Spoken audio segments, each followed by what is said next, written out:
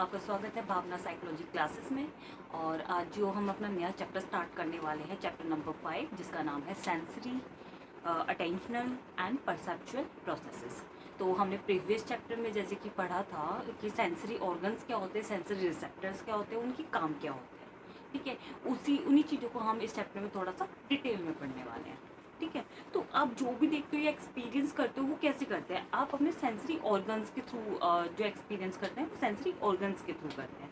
ठीक है, तो ये ऑर्गन्स क्या करते हैं, ये इन्फॉर्मेशन को इकट्ठे करते हैं एनवायरनमेंट से और हमारे अंदर से, और इन्फॉर्मेशन में क्या ऑब्जेक्ट रहेगा, क्या साइज रहेगा उनका इन्फॉर्मेशन का। ठीक है, वो उनकी शेप पे भी डिपेंड करता है कि हम कितनी अटेंशन किस चीज़ पे कर रहे हैं। मतलब कि बहुत हमारे एनवायरनमेंट के अंदर बहुत सारे सिचुएशन होते हैं, बहुत सारे ऑब्जेक्ट होते हैं, बहुत सारे स्टिमुलस होते हैं।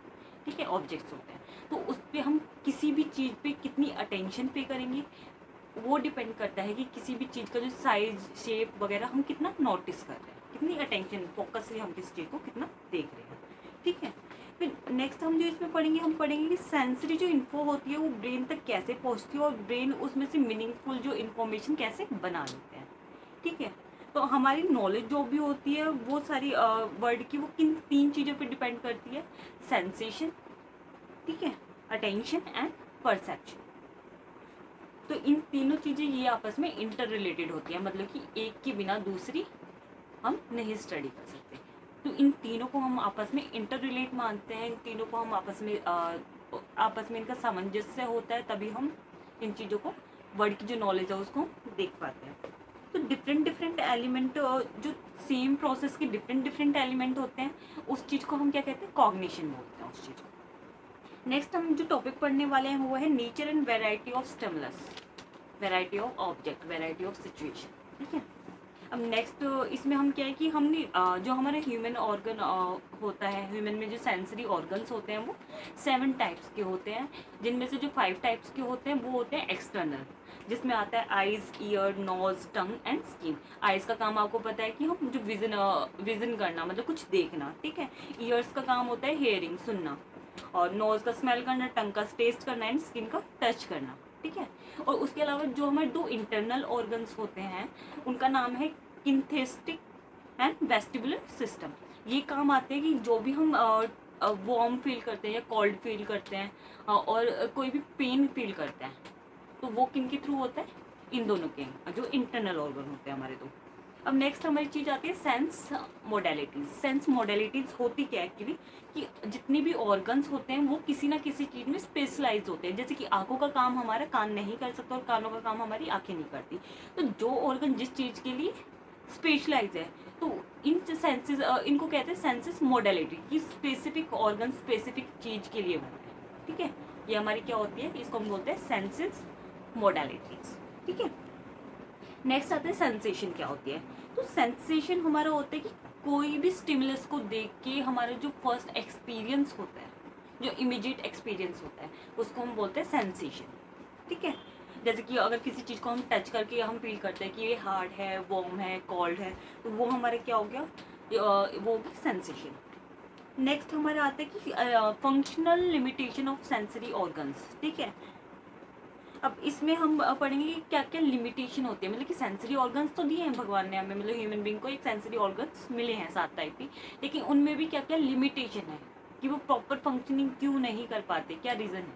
ठीक है, अब इसमें पहली बात हम देख सकते हैं कि हमारी जो आइज़ होती हैं, आइज़ जो हमारा ऑर्गन है उसमें हमारा क्या होता है कि जब वो डिम लाइट होती है या हद से ज़्यादा ब्राइट लाइट होती है, तो उसमें हमारी जो आइज़ है वो काम करना बंद कर देती हैं, वो काम नहीं कर पाती।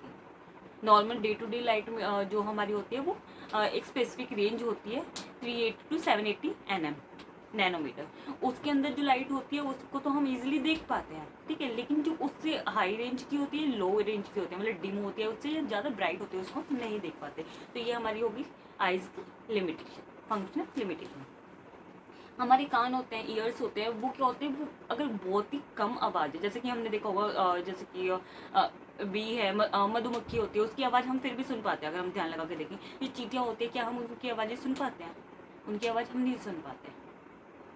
या फिर उसके अलावा अगर हम देखें तो बटरफ्लाई होती है, क्या हम उसकी आवाज़ सुन सकते हैं, नहीं सुन पाते। तो जो हमारे ईयर्स भी है वो प्रॉपर हेयरिंग नहीं करते हैं, वो एक रेंज होती है, उसके ऊपर की हेयरिंग, उसके ऊपर की आवाज़ें वो सुन सकते हैं, उससे नीचे की आवाज़ें नहीं सुन पाते। ठीक है, तो नेक्स्ट हम पढ़ेंगे कि रिलेशन, एक तो ये जो रिलेशन होता है मतलब किसी भी स्टिमुलस का और सेंसेशन का, कि आपस में जो रिलेशन है उसको हम क्या बोलते हैं, उसकी स्टडी को हम बोलते हैं साइकोफिजिक्स। जो हम स्टडी कर रहे हैं, जो रिलेशन की स्टडी कर रहे हैं हम, किसकी, स्टिमुलस की और सेंसेशन की। किसी भी चीज़ को देख के हमें क्या सेंसेशन होती है, उसकी स्टडी को हम बोलते हैं साइकोफिजिक्स। ठीक है, नेक्स्ट हमारा जो आता है टॉपिक वो आता है एब्सोल्यूट थ्रेशोल्ड। एब्सोल्यूट थ्रेशोल्ड क्या होता है, तो ये वो वैल्यू या क्वांटिटी है या फिर वेट बोल सकते हो कि जिससे उस किसी भी चीज़ का होने का एहसास होता है। जैसे कि अगर हम पानी की बात करें, हमारे एनसीईआरटी बुक में एक एग्जांपल है वाटर का, वाटर है शुगर का। तो उसमें क्या होता है कि हम वाटर जो होता है 1 ग्लास ऑफ वाटर लो और उसमें ना मतलब कि 1 बाय 1, जैसे कि पहले हमने क्या किया, शुगर डालनी है, तो हमने पहले 1 टीस्पून उसमें शुगर डाली, तो उसमें हमें इतना टेस्ट नहीं फील हो रहा, और उसके बाद हमने 2 डाली है, फिर 3 डाली है, फिर हमें उसकी मिठास फील हो रही है। तो जो मतलब कि चीज़ होती है वो अपने होने का एहसास दिलाती है, वो उसकी थ्रेशोल्ड लिमिट होती है। ठीक है, एब्सोल्यूट थ्रेशोल्ड बोलते हैं, सॉरी एब्सोल्यूट थ्रेशोल्ड बोलते हैं उस चीज़ को। जैसे कि जब हमें पानी में शुगर के होने का पता चलेगा, जैसे हमने एक पतीला लिया पानी का, उसमें हमने 1 बाय 1 करके शुगर हम उसमें मिलाते जा रहे हैं, तो हमने टेस्ट करके देखना है। अगर हमें जहाँ पे मतलब शुगर मिलाने पे, जितनी बार शुगर मिलाने पे हमें उसका टेस्ट फील होगा, जैसे कि 1 चम्मच आपने उसमें मिलाई, आपको टेस्ट नहीं फील होगा, 2 चम्मच मिलाई नहीं फील होगा, 3 मिलाई नहीं फील होगा, अगर बड़ा पतीला है तो उसके बाद अगर हमने 5 या 6 चम्मच हम उसमें मिला देते, फिर हमें उसमें मिठास, उसकी चीनी की जो मिठास होती है वो हमें फील होनी स्टार्ट हो जाती है, हम टेस्ट कर पाते हैं उसे। तो जब जहाँ पे हम उस चीज़ को टेस्ट कर पा रहे हैं, उस चीज़ को सेंस कर पा रहे हैं, तो वो हमारा हो गया एब्सोल्यूट थ्रेशोल्ड। ठीक है, तो नेक्स्ट हमारा आता है डिफरेंस थ्रेशोल्ड। डिफरेंस थ्रेशोल्ड क्या होता है कि हमने पहले उसकी बात की थी, पतीले में चीनी की बात की है, अब उससे अगर कोई डिफरेंट हमारा थ्रेशोल्ड आता है, मतलब कि हमने दोबारा अगेन हम क्या करते हैं, वो हमारा सेम मिठास नहीं आनी चाहिए, कोई और मिठास आनी चाहिए। तो हमने क्या किया, जब पिछली बार 5 चम्मच डाली थी, अब तब हमें फील हो रही थी, अब की बार हमने क्या है, वो वाला पॉइंट हमने नहीं लेना है, तो हमने क्या करना है, हमने 2 चम्मच और डाल दी, तो हमें ज़्यादा मीठा फील हो रहा है। तो उस एब्सोल्यूट थ्रेशोल्ड में डिफरेंस, मतलब जो 5 चम्मच चीनी डाली उसमें डिफरेंस, और 7 स्पून डाली है जो पानी में उसमें डिफरेंस, जो 2 स्पून का डिफरेंस है वो हमारा होगा डिफरेंस थ्रेशोल्ड, या डिफरेंस लाइमन भी बोलते हैं, या इसको हम बोल सकते हैं, जैसे एब्सोल्यूट लाइमन होता है ऐसे ही डिफरेंस लाइमन भी होता है। ठीक है, ये हमारा हो गया डिफरेंस थ्रेशोल्ड।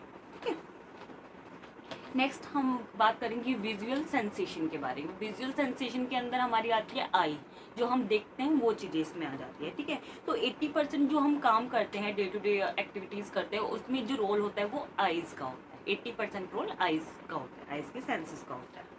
हम अपनी आइज़ का जो हमारा रेंज, मैंने आपको पहले ही बताया था, 380 nm से लेकर 780 nm की रेंज होती है। इसकी बीच की जो रेंज होती है उसमें हम देख पाते हैं, जो वेवलेंथ होगी, हम जो इसको मापते हैं आइस को, वो नैनोमीटर में मापते हैं। तो जो हमारी एज है 380 nm से लेके 780 nm तक की जो लाइट होगी उसको हम विजुलाइज कर पाएंगे, उसको हम देख पाएंगे। उससे ऊपर की या नीचे की लाइट को हम नहीं देख पाएंगे, वो डिम या ब्राइट लाइट में आ जाती है। ठीक है,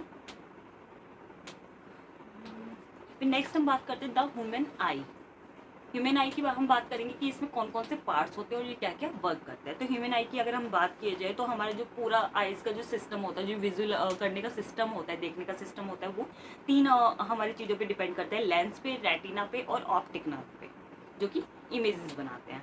अब आई क्या है, आई एक सेंसरी ऑर्गन है जो कि जिसकी जो लाइट होती है वो रेटिना पे हिट करती है, और वो लाइट को कलेक्ट करके विजिबल फॉर्म में लाने के लिए उसे क्या करती है, उसको कन्वर्ट कर देती है नर्व इम्पल्सिस में। ठीक है, और ये जो काम होता है ये किसका होता है, फोटो रिसेप्टर्स का।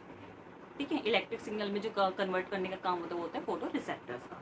तो इसमें एक ऑप्टिक नर्व होती है जो कि ट्रांसफर करती है इन इलेक्ट्रिक सिग्नल्स को कहाँ पे, ब्रेन के पास, और ब्रेन उस इमेज को फिर बना पाता है, इलेक्ट्रिक सिग्नल को वो इमेजेस में कन्वर्ट कर देता है। ठीक है, एक और चीज़ इसमें मतलब ध्यान देने वाली है कि जो ब्लैक कलर होता है, अगर वाइट बैकग्राउंड पे ब्लैक कलर होता है वो हमारी आइज़ को सबसे ज़्यादा सूट करता है। ठीक है, वो बहुत ही सूटेबल कलर होता है। तो ऐसी चीज़ें हम इजीली देख पाते हैं। आपने देखा होगा पहले ब्लैक बोर्ड चलते थे, आजकल वाइट बोर्ड का चलन ज़्यादा है। क्यों है वो ज़्यादा? क्योंकि हमारी जो मतलब स्कूल है या फिर जो एजुकेशन है वो डेवलप हो रही है, मतलब कि जो नई नई चीज़ें निकाली जा रही है डेवलपमेंट की। तो इसमें क्या होता है कि हमारी जो आई साइट है वो इतनी वीक नहीं हो पाती, इसको हम ईजिली विजुलाइज कर पाते हैं। तो इसलिए आजकल वाइट बोर्ड ज़्यादा चलता है। ब्लैक बोर्ड में क्या होता था, हमें कंसंट्रेट करने में थोड़ा सा प्रॉब्लम होता था। अब हम आइज़ की पार्ट के बारे में पढ़ेंगे। तो फर्स्ट स्क्लेरा है। स्क्लेरा में क्या होता है कि जो वाइट पार्ट होता है हमारी आइज़ का, उसको स्क्लेरा बोलते हैं। ठीक है, नेक्स्ट हमारा आता है कॉर्निया। कॉर्निया क्या करता है, ये हमारी फ्रंट लेयर होती है आइज़ की, मतलब जो हमें पिपल दिखाई दे रहा है इसके ऊपर एक ट्रांसपेरेंट लेयर होती है पिपल के ऊपर। ठीक है, उसको हम बोलते हैं कॉर्निया। अब ये इसका काम क्या होता है कि जो लाइट्स होती हैं उसको बैंड करके आगे भेजना। ठीक है, इकट्ठा करके आगे भेजना। नेक्स्ट जो होता है वो होती है हमारी इरीज या पिपल भी बोल सकते हैं। ये दो डिफरेंट डिफरेंट चीज़ होती है, लेकिन हम एक ही कॉन्टेक्स्ट में पढ़ते हैं इन्हें। जैसे जो हमारा ये ब्राउन कलर का सर्कल देख रहे हो आप, ये आइज के अंदर, ये होता है पिपल या इरीज भी बोलते हैं इसको। इसका काम क्या होता है कि ये लाइट को आगे पास करते हैं। ये होल होता है बेसिकली जो लाइट को आगे पास करता है। ठीक है, तो इसका काम क्या होगा, लाइट पास करना। और जो इसका कलर है वो ब्लू भी हो सकता है, ग्रीन भी हो सकता है, ब्राउन भी हो सकता है। नेचुरली हमें ब्राउन देखने को मिलता है। अगर थोड़ा बहुत हॉर्मोन्स में कोई चेंजेस हो जाते हैं, तो डेफिशिएंसी हो जाती है किसी चीज़ की, तो वो ब्लू या ग्रीन हो जाती हैं। ठीक है,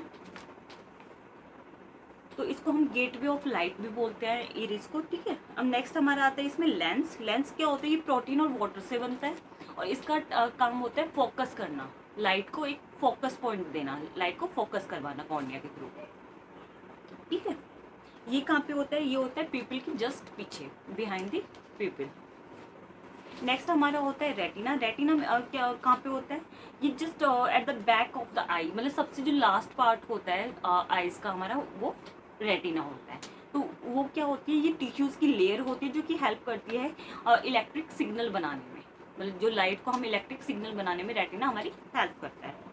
ठीक है, नेक्स्ट हमारा आता है ऑप्टिक नर्व। ऑप्टिक नर्व क्या होता है, कनेक्ट करता है ब्रेन और रेटिना को, मतलब जो हमने सिग्नल बनाए हैं, इलेक्ट्रिक सिग्नल बनाए हैं, उसको ट्रांसफर करता है कहाँ तक, ब्रेन तक। ठीक है, नेक्स्ट हमारा आता है टीयर्स।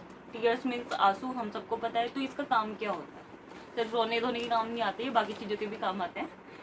काम इनका होता है कि हमारी आइज़ को ड्राई होने से बचाना, कि अगर आइज़ में कोई चीज़ चली गई, आंखों में कोई चीज़ चली जाती है, कोई धूल वगैरह चली जाती है, या फिर कई बार होता है कि आपने देखा होगा शैम्पू वगैरह चली जाता है, हमारी आइज़ जो होती है रेड हो जाती है, केमिकल्स होते हैं क्योंकि शैम्पू में, या सॉप चली जाती है आइज़ में, तो उसमें भी केमिकल होता है, तो हमारी आइज़ रेड हो जाती है, तो हमारे टीयर्स गिरने लगते हैं, मतलब आंसू गिरने लगते हैं। लेकिन उसका बेसिकली पर्पज़ क्या होता है कि हमारे आइज़ को इन्फेक्शन से बचाना।